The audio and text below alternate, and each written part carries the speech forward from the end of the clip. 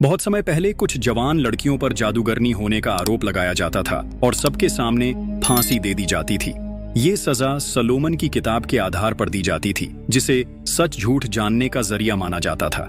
कुछ लड़कियां मान लेती थीं कि वो साधारण जादू टोना करती थीं, लेकिन एक बूढ़ी औरत ने पादरी से उल्टा कह दिया कि वो नर्क में जलेगा।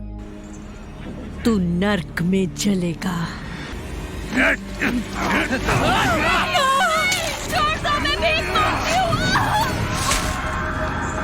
जब पादरी को पक्का यकीन हो गया कि तीनों औरतें मर चुकी हैं, तो उसने सैनिकों से कहा कि उन्हें वापस खींच लो ताकि वो दोबारा जीवित न हो सके। सैनिकों ने मना कर दिया और कहा कि वो पक्के मर चुकी हैं। उस रात चिंता में डूबा पादरी खुद उन्हें एक एक करके वापस खींचने लगा। तीनों में एक बूढ़ी औरत थी। फिर उसने सोलोमन की किताब की आयतें पढ़ी।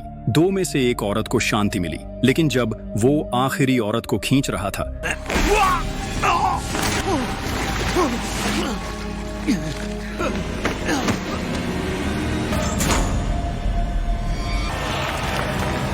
कई साल बाद क्रूसेड के जमाने में एद्रेमिट की खाड़ी में हजारों सैनिक लड़ाई के लिए तैयार खड़े थे। उनमें दो योद्धा थे, बेहमान और उसका दोस्त वेल्सन, जो आपस में दांव लगा रहे थे कि कौन ज्यादा दुश्मनों को मारेगा। उस वक्त से दोनों ने लगभग हर लड़ाई जीती जो उनके सामने आई। लेकिन स्मिर्ना शहर पर हमला करते वक्त उन्होंने गलती से महल की दीवारों के अंदर छुपे मासूम लोगों को मार दिया। गलती का एहसास होने पर बेहमान ने इस बारे में धर्म से जुड़ा जिम्मेदार लीडर से सवाल करना चाहा, लेकिन कोई फायदा नहीं हुआ। अगर ये सब भगवान के नाम पर हो रहा था, तो बेहमान ने फौज छोड़ने का फैसला कर लिया। 1 महीने बाद जब वो आधिकारिक तौर पर स्थानीय निवासी बन गए, बेहमान और वेल्सन ने अपनी यात्रा शुरू की। गांव के इलाके से गुजरते हुए उन्होंने एक घर देखा जिसका मालिक मर चुका था और उसका शरीर झुलसा हुआ था। जोखिम से बचने के लिए दोनों ने वहां से आगे बढ़ना सही समझा और उस घर को जला दिया। वो आगे एक शहर की तरफ बढ़े जहां लोग बहुत तकलीफ में थे।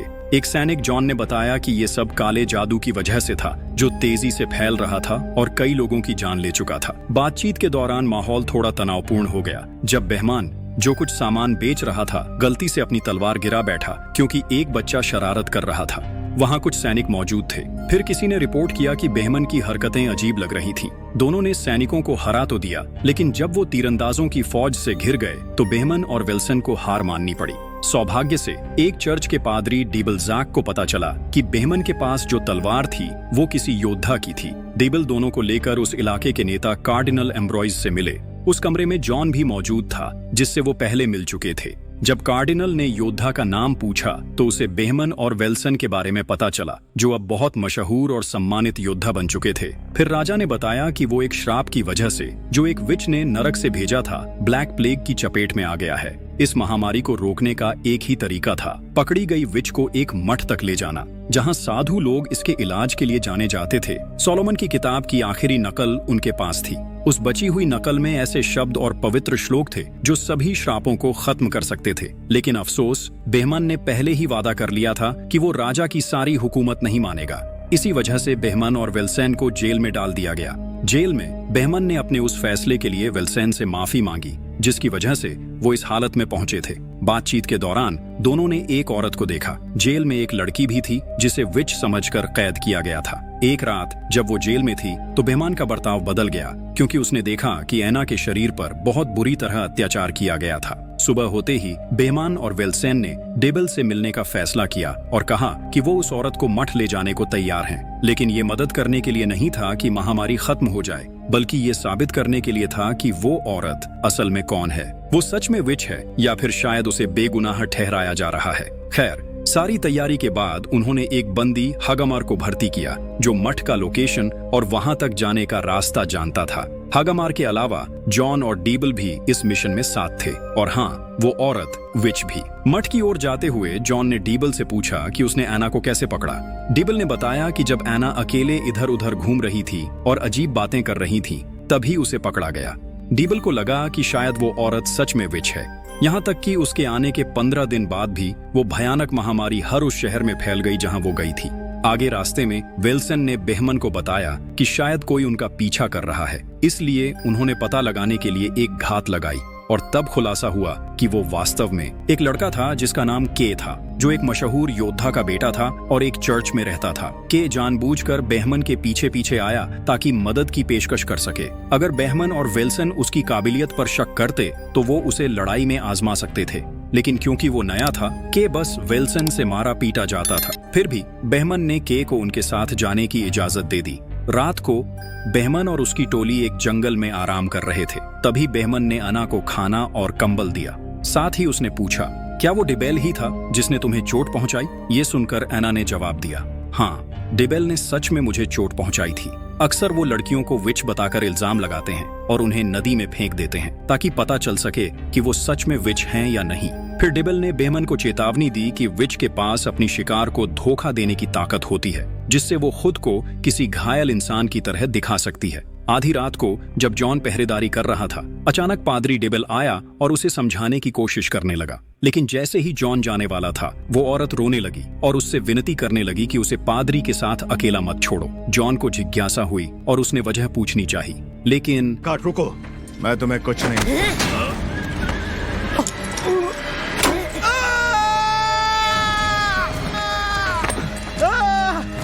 जब वो उसके करीब पहुंचे तो उन्हें पता चला कि एना भाग चुकी है। फिर उन्होंने उसकी तलाश शुरू की और एक गांव पहुंचे। वहां जाकर उन्हें बच्चे का पता लगाना मुश्किल हो गया। ऊपर से उन्होंने गलती से एक औरत को पकड़ लिया जो अचानक वहां से भागी थी। इसके बाद सब अलग अलग जगहों पर खोज करने लगे। जॉन और के को एक सामूहिक कब्र मिली, जबकि बेहमन और बाकी लोग एक ऐसी जगह पर पहुंचे जो एक छोटे से भूल भुलैया जैसी थी। इसी वक्त जॉन जो काय के साथ था, अचानक जॉन ने अपनी मरी हुई बेटी की आवाज सुनी और हेलुसिनेशन देखने लगा। उस हेलुसिनेशन की वजह से वो बेकाबू हो गया और फिर ऐसा दौड़ा जैसे अपनी बेटी माइला का पीछा कर रहा हो। मीला!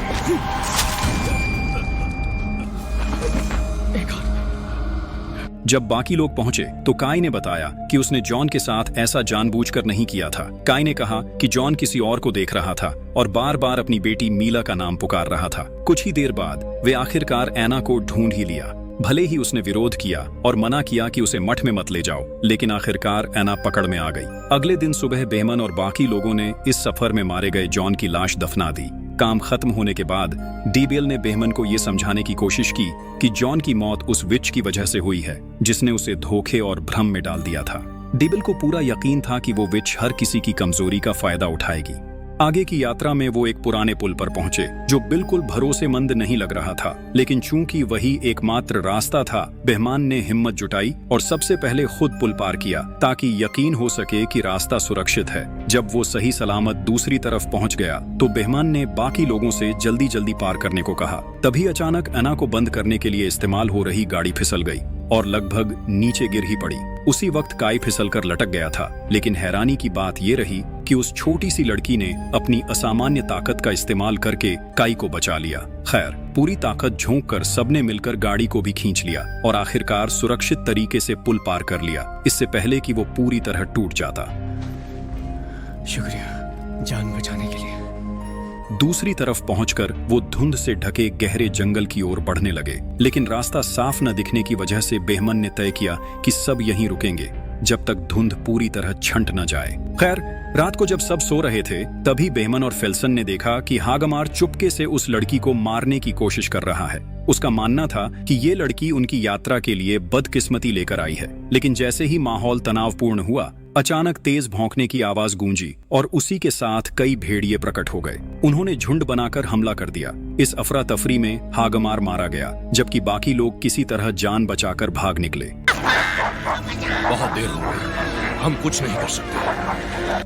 अगली सुबह बेहमान गुस्से से भरा हुआ था। सफर में अब तक जो कुछ भी घटा था, उसने अचानक रुकने का फैसला ले लिया। वो लगभग उस लड़की को मार ही देने वाला था। सबसे पहले डीबल ने उसे रोकने की कोशिश की और समझाया कि अगर उसने ऐसा किया तो ब्लैक प्लेग से जूझ रहे हजारों लोगों की उम्मीद हमेशा के लिए खत्म हो जाएगी। आखिरकार फेल्सन ने बेहमन को शांत किया और याद दिलाया कि उनका असली मकसद अब सामने ही है। कुछ समय बाद बेहमान और बाकी लोग आखिरकार उस प्रवेश द्वार तक पहुंच गए जो उनकी मंजिल की ओर जाता था। लेकिन अजीब बात यह थी कि जैसे ही वो अंदर गए, वहां कोई भी उनका स्वागत करने नहीं आया। पहले तो सबको लगा कि शायद यहाँ के साधु और पुजारी सभा कक्ष में इकट्ठा होंगे, मगर सच्चाई ये थी कि सारे साधु बीमारी के कारण मर चुके थे। तालियां निराशा के बीच डिबल को अचानक एक जीवित साधु की आवाज सुनाई दी। जब वो पास पहुंचे तो देखा कि वो साधु एक किताब की ओर इशारा कर रहा था।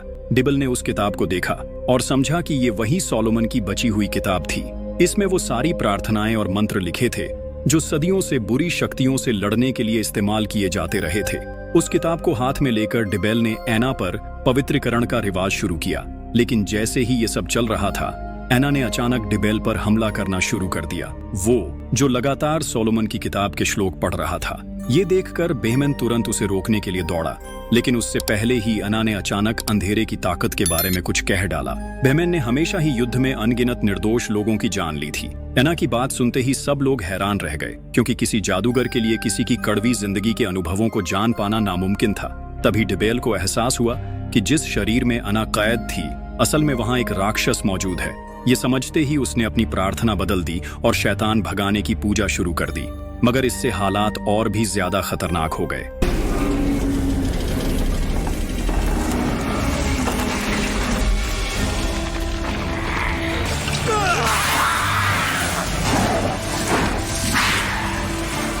अब जबकि ये साफ हो चुका था कि शैतान अभी भी यहीं है, सब लोग फिर से इकट्ठा हुए और योजना बनाने लगे। उसी समय बेहमन ने के को समझाया कि वो उनके साथ मत चले, क्योंकि ये सफर एक जवान लड़के के लिए बेहद खतरनाक था। लेकिन के अच्छी तरह जानता था कि ये रास्ता आसान नहीं है। इसके बावजूद उसने बेहमन का साथ देने का फैसला किया ताकि शैतान को हराया जा सके। जब सारी तैयारी पूरी हो गई तो चारों ने खोज शुरू की और ऊपर की ओर जाते हुए बेहमन को अचानक कुछ गड़बड़ का एहसास हुआ। शैतान के बार बार भागने की बजाय यहीं ठहरने की जिद ने बेहमन के दिल में शक की चिंगारी जला दी। उसे एहसास हुआ कि शायद एना शुरू से ही यहीं आने का इरादा रखती थी, मगर असली मकसद अब तक किसी की समझ में नहीं आया था। आखिरकार जब वो सब इमारत की ऊंची छत पर पहुंचे तो सामने का नजारा देखकर सबके होश उड़ गए। वहां साधु लगातार मेहनत कर रहे थे। सुलेमान की किताब की कई प्रतियां बन रही थीं। इन नकलों को दूर दूर तक फैलाया जाना था ताकि पूरी दुनिया में शैतान के खिलाफ लड़ाई जारी रह सके। लेकिन तभी सच्चाई सामने आई। वो मासूम लड़की जिसे सबने नजरअंदाज किया था, असल में खुद को किसी और रूप में दिखा रही थी। असली मकसद था इस किताब को नष्ट करना। दरअसल वो एना, जिसे सबने जादूगरनी समझा था, असल में एक राक्षस का बसेरा बन चुकी थी और अब वही राक्षस इस मठ में रखी सुलेमान की आखिरी प्रति को मिटाना चाहती थी ताकि पूरी दुनिया सदा के लिए अंधकार में डूब जाए। अचानक राक्षस अपनी असली शक्ल में प्रकट हुआ और बेहमन और उसके साथियों की तरफ देखकर एक भयानक हंसी छोड़ते हुए बोला, तुम सबका शुक्रिया मुझे यहाँ तक पहुँचाने के लिए। ये सुनते ही डीबल के रोंगटे खड़े हो गए। उसने तुरंत पवित्र आयतें पढ़ना शुरू किया, मगर उसकी आवाज सुनकर राक्षस पागलपन में चीख उठा और गुस्से में हमला कर बैठा। मरे हुए साधुओं के शरीर से सड़ी हुई गंध उठ रही थी। उस भयानक लड़ाई में बेहमन और उसके साथियों ने ज़ॉम्बीज़ को उनके सिर काटकर हराया। सिर काट दो इनके। लेकिन अफसोस, फेल्सन को हार माननी पड़ी। वहीं डीबल, जो लगातार पवित्र आयतें पढ़ रहा था, शैतान ने उसे मरोड़कर मौत के घाट उतार दिया। जब उस दानव ने सोलोमन की किताब अपने हाथों में उठाई तो बेहमन ने तुरंत पवित्र जल से उसे जला दिया। ये देखकर शैतान गुस्से में आ गया और उसने बेहमन को जोर से जकड़ लिया। खुद को सबसे ताकतवर मानते हुए शैतान गरज कर बोला, मैं इस दुनिया में बची हुई हर सोलोमन की किताब को नष्ट कर दूंगा। लेकिन तभी फेल्सन, जो अभी भी जिंदा था, बेहमन को बचाने के लिए पीछे से उस राक्षस को पकड़ लेता है। इस मौके का फायदा उठाते हुए कि जल्दी जल्दी सोलोमन की किताब से आयतें पढ़ने लगता है।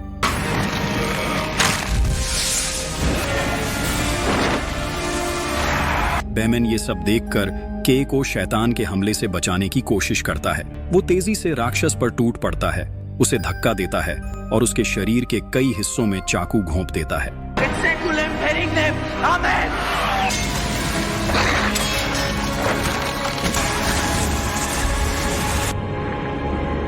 खैर, जब शैतान पर जीत हासिल हो गई तो उसी पल एना का शरीर अंधकार की बेड़ियों से आजाद हो गया। लेकिन बेहमन की हालत बेहद नाजुक थी। वो गहरी चोटों से लहूलुहान था। अपने आखिरी पलों में बेहमन ने के को कहा कि वो एना का ख्याल रखे और फिर उसने एना के सामने अपनी आखिरी सांस ली, उस लड़की के सामने जो अभी अभी इस हड़कंप से जागी थी। सुबह होते ही के और एना ने मिलकर उन योद्धाओं और डिबेल के पुजारियों को दफनाया। उस मौके पर एना ने भी नहीं भूला अपनी जान बचाने के लिए किए गए त्याग के लिए शुक्रिया कहना। और यही थी film season of the which की कहानी, जो साल 2011 में रिलीज हुई थी। उम्मीद है आपको ये सफर पसंद आया होगा। तो चलिए आज की कहानी यहीं खत्म करते हैं।